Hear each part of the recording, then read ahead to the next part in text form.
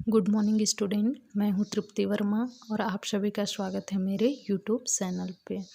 आज हम पढ़ेंगे भारत में श्रम कल्याण, लेबर वेलफेयर इन इंडिया। ठीक है, अब हम ये देखते हैं क्योंकि अर्थशास्त्र में हम सभी वर्गों की हितों का अध्ययन करते हैं, तो हम इसमें ये देखेंगे कि भारत में श्रम कल्याण का उद्देश्य क्या है, श्रम कल्याण होता क्या है और हम श्रमिकों के कल्याण के या हितों के बारे में क्या अध्ययन करते हैं या क्या सुझाव प्रस्तुत कर सकते हैं और क्या समस्या आती है। ठीक है, तो यहाँ पे हम देखते हैं श्रम कल्याण का अर्थ विभिन्न व्यक्तियों द्वारा विभिन्न अर्थों से लगाया जाता है। यद्यपि इसकी महत्ता एवं उद्देश्य विभिन्न देशों में समान होती है ना।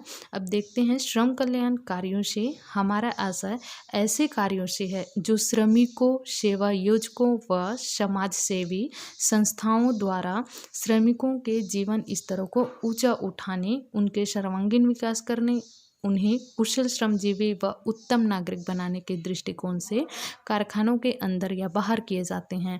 ठीक है, मतलब सीधा यही बता रहे हैं कि श्रम कल्याण में श्रमिकों या सेवा योजकों, ठीक है, या समाज सेवी जो संस्थाएं होती हैं उनमें क्या है, श्रमिकों के जीवन स्तर को उठाने, प्रति व्यक्ति आय में वृद्धि करना, उनको रोजगार के अवसर प्रदान करना, उनको कुशल बनाना, प्रशिक्षित करना, उनके जीवन स्तर के साधन जुटाने में समर्थ बनाना, ठीक है, या उत्तम नागरिक बनाने के दृष्टिकोण को ही हम कल्याण की दृष्टि में रखते हैं। उसके बाद देखते हैं यहाँ राष्ट्रीय श्रम आयोग 1969 के विचार में भी श्रम कल्याण का विचार आवश्यक रूप से प्रगतिशील है ना, जिसका अर्थ देश में समय समय पर यहाँ तक कि एक देश में ही उसके मूल्यांकन सामाजिक संस्थाओं, औद्योगिकरण की मात्रा व सामाजिक तथा आर्थिक विकास के स्तर को से भिन्न भिन्न होता है।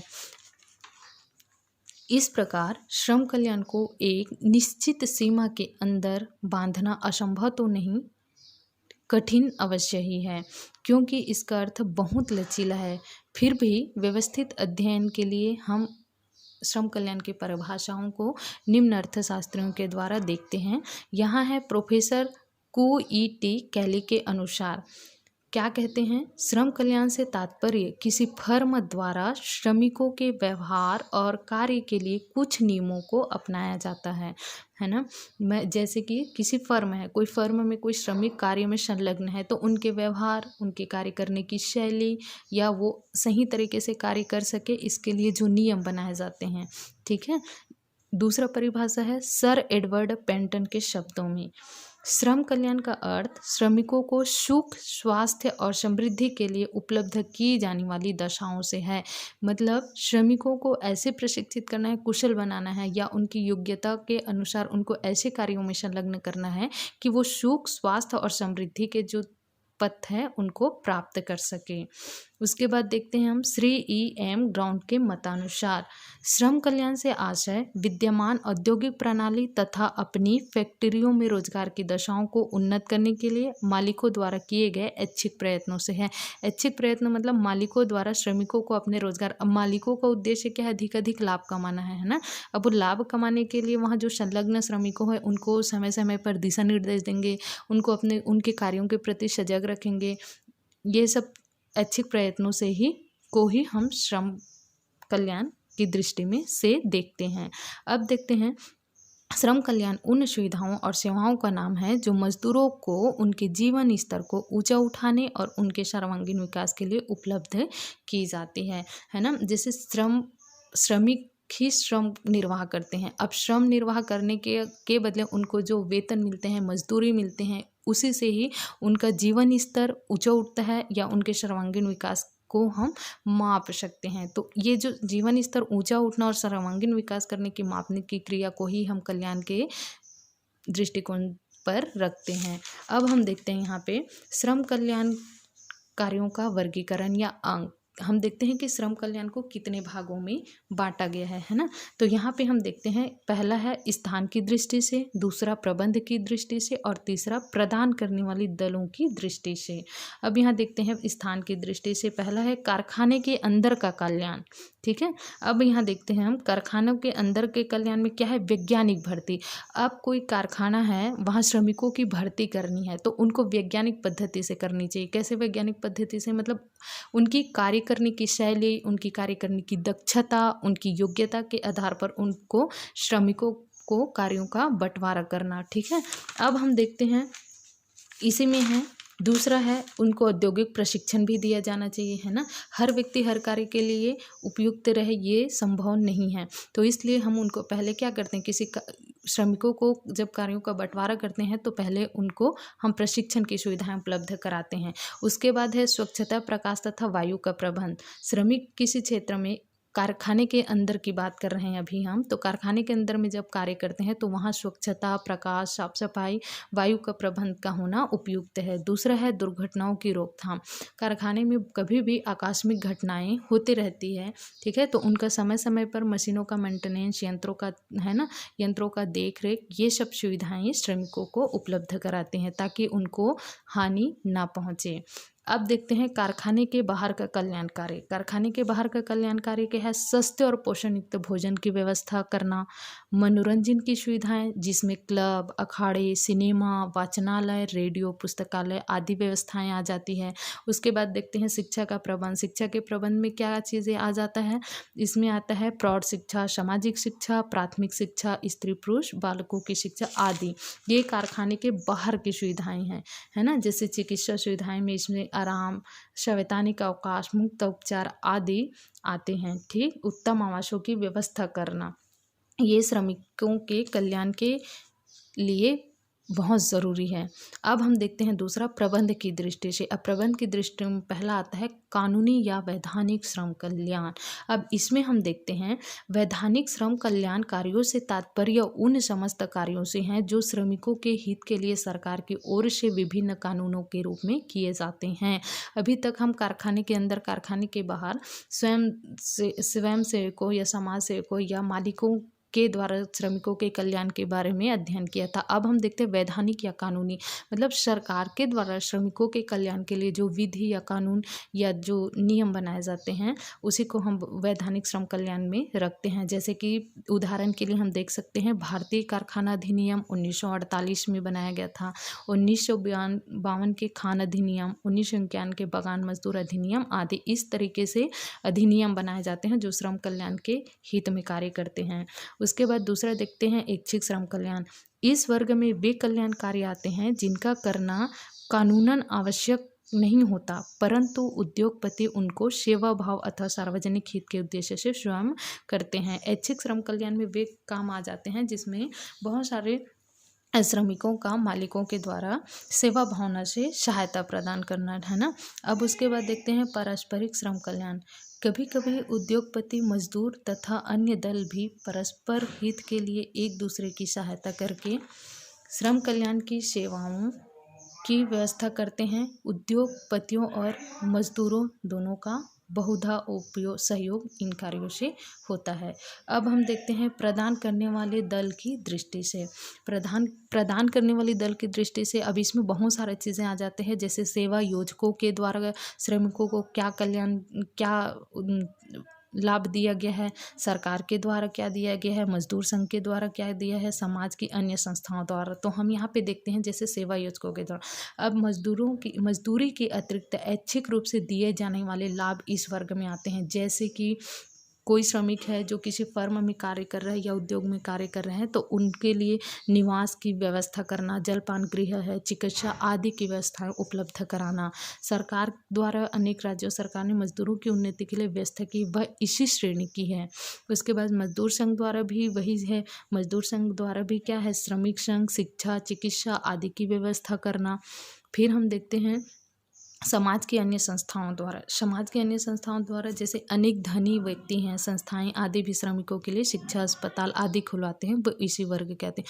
बहुत सारे धनी वर्ग जो रहते हैं वो श्रमिकों के हित के लिए बहुत सारे संस्थाएं उपलब्ध कराते हैं, जिसमें अस्पताल आ जाता है, शिक्षा आ जाता है ना, इस तरीके से। अब हम देखते हैं श्रम कल्याण का महत्व। श्रम कल्याण के महत्व में क्या आता है ये देखते हैं। पहला है औद्योगिक शांति की व्यवस्था। प्राचीन भारत में जब श्रमिक एवं कारीगर, पूंजीपति व सब कुछ था, कल्याणकारी कार्यों की कोई महत्ता नहीं थी। पर आज जब कि श्रमिक केवल मजदूरी कमाने वाले के रूप में रह गया है और जब यहाँ के श्रमिक औद्योगिक आजीविका को एक आवश्यक बुराई मानकर सदैव इससे छुटकारा पाने के लिए प्रयास कर रहा है ना। अब हम इसमें पहला पॉइंट देखते हैं, औद्योगिक शांति की व्यवस्था। श्रम कल्याण का महत्व है औद्योगिक शांति। अब औद्योगिक शांति का मतलब है, अगर उद्योग में बहुत सारे श्रमिक कार्य कर रहे हैं तो कभी ना कभी आपसी मतभेद या सामाजिक मतभेद या कभी ना कभी अशांति उत्पन्न हो जाती है। तो वहाँ पे श्रम कल्याण की जो दिशा निर्देश होती है या जो सरकार की नियम होती हैं या अधिनियम होती है, वो औद्योगिक शांति की व्यवस्था को बनाए रखने में काम आती है ना। जैसे कि जब श्रमिकों को इस बात का अनुभव होने लगता है कि वे सेवा योजकों और राज्य उनके ही कल्याण के लिए अनेक योजनाएं क्रियान्वित कर रहे हैं, तो उनके मन में एक स्वस्थ भावना पैदा हो जाती है जो औद्योगिक संबंधों को मधुर बनाए रखती है। अब दूसरा देखते हैं, श्रमिकों के उत्तरदायित्व में वृद्धि। जब हम किसी श्रमिकों को उनके उत्तरदायित्व से परिचित कराते हैं तो वो उस कार्य को पूर्ण रूप से करने में सक्षम होते हैं या रुचि लेने में समर्थ होते हैं, है ना। अब दूसरा देखते हैं, कुशलता में वृद्धि। कुशलता में वृद्धि मतलब कल्याणकारी से श्रमिकों की कार्य क्षमता में वृद्धि होती है, क्योंकि अनेक प्रकार से उनका मानसिक और बौद्धिक विकास होता है तथा उनकी कई परेशानियां दूर हो जाती है ना।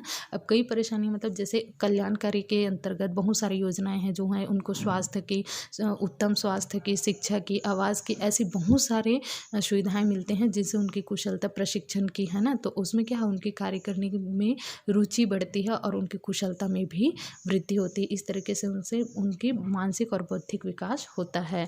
अब देखते हैं कल्याण कार्यों का सामाजिक महत्व। श्रम कल्याण कार्यों के द्वारा सामाजिक लाभ भी होते हैं, जैसे कैंटीन की व्यवस्था, श्रमिकों के स्वास्थ्य में सुधार, स्वस्थ मनोरंजन के द्वारा उनकी बुरी आदतें दूर हो जाती हैं तथा उनमें स्वस्थ आदर्श चारित्रिक विकास भी होता है। अब देखते हैं श्रमिकों की प्रवासी प्रवृत्ति, अनुपस्थिति एवं दुर्बल स्वास्थ्य संबंधी समस्याओं का निवारण, है ना।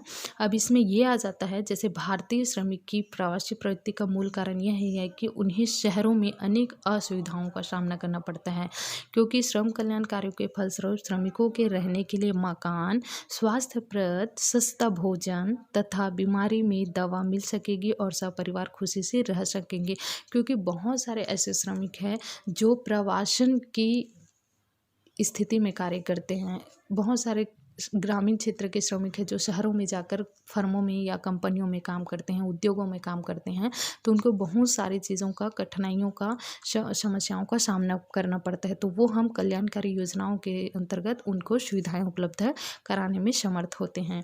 अब देखते हैं सेवाओं का आकर्षक बनाने। जिस औद्योगिक संस्था में कल्याणकारी की योजनाएं लागू होती है, वहाँ की सेवाएं अपेक्षाकृत अधिक आकर्षक होती है और अधिकांश श्रमिक वही कार्य करना पसंद करते हैं। इससे स्थायी श्रम शक्ति में वृद्धि होती है। अब स्थायी श्रम शक्ति मतलब कोई श्रमिक है, किसी कंपनी में कार्यरत है, तो हम उनको बहुत सारी चीज़ें जैसे बोनस है, भत्ता है, ये सब देते हैं ताकि उनका रुचि वहाँ कार्य करने में लगे रहे और आकर्षक रहे और वो स्थायी रूप से वहीं संलग्न रहे।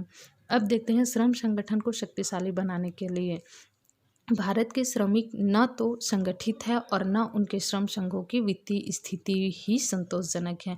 अतः ऐसी परिस्थितियों में भारतीय श्रमिकों के लिए उचित जीवन स्तर के लिए श्रम कल्याण कार्यों का करना भी आवश्यक है, क्योंकि यहाँ कोई श्रम संगठनों में कोई श्रम संघ नहीं है, ना कोई श्रम संघ संगठित है, ना इसमें एकता है, न ही श्रम संघों की कोई वित्तीय स्थिति भी संतोषजनक नहीं। इसलिए इन पर श्रमिकों के कल्याण के लिए कार्य करना आवश्यक है। अब देखते हैं श्रमिकों को शिक्षित करने के लिए। श्रम कल्याण कार्य के अंतर्गत श्रमिकों को जो शिक्षा मिलेगी उससे उनकी पारिवारिक और आर्थिक समस्याओं का समाधान सरल होगा, जो कि एक प्रजातांत्रिक देश के लिए आवश्यक है। प्रजातांत्रिक देश में श्रमिकों को शिक्षित करना, क्योंकि यहाँ सभी बहुत सारे भारत गाँव का देश है, यहाँ की जनसंख्या कृषि पर संलग्न है, तो सभी लोग कहीं ना कहीं कार्यों में संलग्न है। तो उनको अगर हम प्रशिक्षण दें या शिक्षित करें तो वो उस कार्य को ज़्यादा अच्छे से करने में सफल रहेंगे। राष्ट्रीय समृद्धि। देश की आर्थिक व सामाजिक समस्याओं के समाधान के उद्देश्य से हमारी राष्ट्रीय सरकार ने पंचवर्षीय योजनाओं का कार्यक्रम अपनाया है। प्रत्येक योजना की सफलता कठोर श्रम पर निर्भर है ना। अब हम देखते हैं श्रम कल्याण औद्योगिक प्रशासन का अंग स्वीकार किया गया है। अब हम देखते हैं भारत में श्रम कल्याण कार्य, ठीक है, labour welfare work in India. Bharat में श्रम कल्याण के कौन कौन से कार्य हैं, जिसमें पहला आता है केंद्रीय सरकार द्वारा किए जाने वाले कार्य। अब इसके अंतर्गत आता है कोयला खान श्रमिक कल्याण कोष। अब हम इसके अंतर्गत देखते हैं, जैसे भारत सरकार ने 31 जनवरी 1944 को कोयला खान श्रमिक कल्याण कोष अध्यादेश जारी किया, जिसका स्थान बाद में कोयला खान श्रमिक कल्याण एक्ट 1947 ने ले लिया, जो जून 1947 में लागू हुआ। एक्ट के अंतर्गत कोयला खान श्रमिक आवास और सामान्य कल्याण कोष कायम करने के लिए व्यवस्था की गई। उसके बाद हम देखते हैं अभ्रक खान श्रमिक कल्याण कोष 1946। अभ्रक का भारत में निर्यात होता है, अतः निर्यात पर 3% शुल्क लगाकर इस कोष की स्थापना की गई, जिसको चिकित्सा, मनोरंजन, प्रसूति एवं बाल कल्याण आदि पर व्यय किया जाता है। तीसरा देखते हैं हम कच्चा लोहा खान श्रमिक कल्याणकारी कोष। कच्चा लोहा खान श्रमिक कल्याण कोष एक्ट 1961 में पास किया गया, जिसे सन 1963 में लागू किया गया है। इस कोष के अंतर्गत डॉक्टरी देखभाल तथा सेवा की व्यवस्था खास तौर पर की जाती है। चौथा है मोटर परिवहन कर्मचारी अधिनियम। मोटर परिवहन कर्मचारियों की दशाओं में सुधार करने और उनके कल्याण के लिए मई 1961 में मोटर परिवहन कर्मचारी अधिनियम पारित किया गया था। अब हम देखते हैं जैसे कि बीड़ी एवं सिगरेट श्रमिक अधिनियम, फिर कच्चा लोहा खान तथा मैग्नीज खान श्रमिक कल्याण कोष जो 1976 में बना था, फिर बंदरगाह श्रमिकों की सुविधाएं, फिर राष्ट्रीय सुरक्षा पुरस्कार जो 1948 में बना, श्रमवीर पुरस्कार 1965 में बनाया गया, ठेका मजदूरी अधिनियम 1970 में बनाया गया, श्रम कल्याण अधिकारी 1966 से लागू हुई, श्रमिक शिक्षा योजना 1958 में, और उसके बाद देखते हैं महिला एवं बाल श्रमिक कल्याण 1987 में। अब हम दूसरा देखते हैं राज्य सरकार द्वारा श्रमिकों के क्या कल्याणकारी कार्य करते हैं। जैसे कि राज्य सरकारों द्वारा भी श्रम कल्याण के क्षेत्र में सराहनीय कार्य किए जा रहे हैं। स्थानीय परिस्थितियों को ध्यान में रखकर श्रम कल्याण के लिए आवश्यक अधिनियम बनाए हैं, है ना। जैसे कि वाचनालय, पुस्तकालय, आंतरिक व बाह्य खेलकूद, व्यायामशाला, हथकरघा, उद्योग, प्रशिक्षण, प्रौढ़ शिक्षा, सांस्कृतिक आदि, मनोरंजन आदि जो कार्यक्रम हैं या व्यवस्थाएं हैं वो राज्य सरकार के द्वारा कल्याणकारी किए गए हैं। अब हम देखते हैं इसमें सेवा योजकों द्वारा किए जाने वाले कल्याणकारी। अब सेवा योजकों के अंतर्गत क्या है, जैसे सूती वस्त्र मिल उद्योग, जूट उद्योग, चीनी उद्योग, इंजीनियरिंग उद्योग, लोहे एवं इस्पात उद्योग, और सभी उद्योगों का एक ही उद्देश्य रहा है, जैसे कि अधिकांश उद्योगपतियों द्वारा सूती वस्त्र मिलों में चिकित्सालय, मनोरंजन केंद्र, वाचनालय, शिशु गृह तथा कैंटीन आदि स्थापित किए गए हैं। जैसे cloth and central mills Delhi, Madras mills company Mathura आदि, ये सब कंपनियां सूती वस्त्र मिल उद्योग के लिए फेमस है। उसके बाद देखते हैं हम जूट उद्योग। इस संघ ने 5 स्थानों पर श्रम कल्याण केंद्र खोले हैं, जैसे कि पहला है कैंटीन, शिशु गृह, प्राइमरी स्कूल, पुस्तकालय तथा औषधालय की व्यवस्था की है।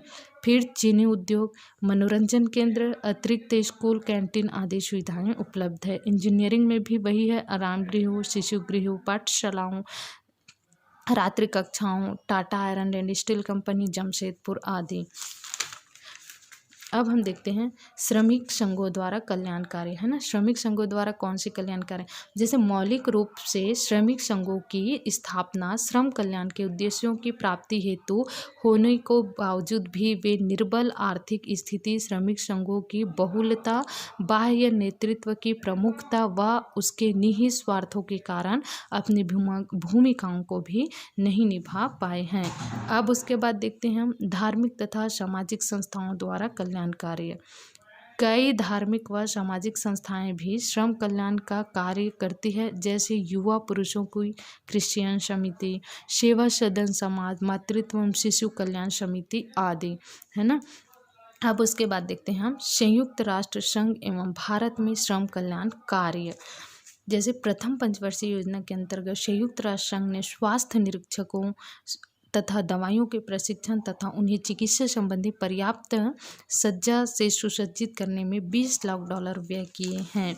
संयुक्त राष्ट्र संघ अंतर्राष्ट्रीय बाल संकट कोष माताओं तथा बच्चों को दूध वितरित प्रसूति गृहों एवं बाल कल्याण केंद्रों की स्थापना के उद्देश्य से प्रारंभ किया गया था।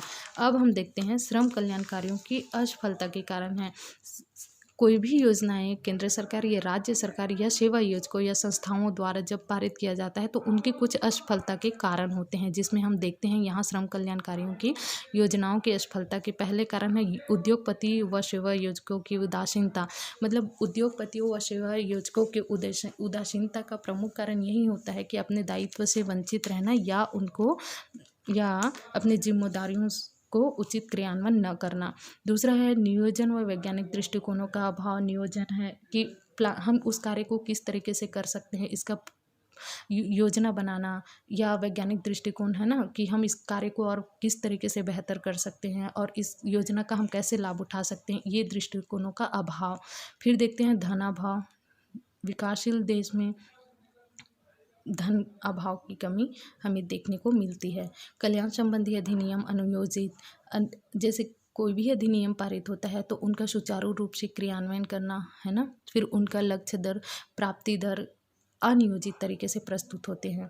कल्याणकारी अधिकारियों की उदासीनता। कल्याण अधिकारियों की उदासीनता यही है कि जैसे कि उनका दायित्व है उनके कार्यों को सुचारू रूप से प्रस्तुत करना है, इन सब कार्यों से उनको वंचित करना। ठीक है, उसके बाद हम देखते हैं उसका सुझाव।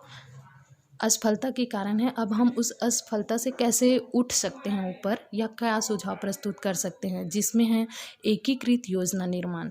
एकीकृत योजना निर्माण करना, अधिनियमों का ठीक प्रकार से लागू करना, अधिक श्रमिकों को भाग लेने का अवसर उपलब्ध कराना, अधिक विकास पर जोर देना, श्रम कल्याण कार्यों पर अधिकाधिक रुचि रखने के लिए आकर्षण प्रस्तुत करना। अब देखते हैं श्रम कल्याण कार्य की नई दिशाएं क्या हो सकती है ना। श्रम कल्याण कार्य की नई दिशाएं हैं परिवार नियोजन को प्राथमिकता देना, संतुलित भोजन को भी प्राथमिकता देना, सस्ती दर पर वस्तुएं उपलब्ध कराना, दृष्टिकोण में परिवर्तन करना, स्थानीय सहयोगों को सहयोग प्रदान करना। इस तरीके से हम देख सकते हैं कि श्रम कल्याण उपर्युक्त विवेचना से स्पष्ट है कि श्रम कल्याण कार्यों के प्रति सरकार व श्रमिक संघों ने उत्तरोत्तर अधिक रुचि ली है, लेकिन फिर भी देश के श्रमिकों की दयनीय दशा तथा उनकी वास्तविक आवश्यकताओं को देखते हुए अब तक होने वाले श्रम कल्याण कार्य बहुत ही कम हैं। कहने का श्रम कल्याण का अर्थ यही है कि हम श्रमिकों के सर्वांगीण विकास या उनके जीवन स्तर को ऊपर उठाने के लिए है ना, या सेवा योजकों या समाज सेवी या संस्थाओं या राज्य सरकार या केंद्र सरकार द्वारा कैसे हम श्रमिकों के कल्याण के लिए योजनाएं बनाते हैं या कार्यों का क्रियान्वयन करते हैं, जिनसे उनका सर्वांगीण विकास हो सके, कुशल श्रमजीवी बन सके, देश के लिए उत्तम नागरिक बन सके और उनका जीवन स्तर में सुधार हो सके। Thank you.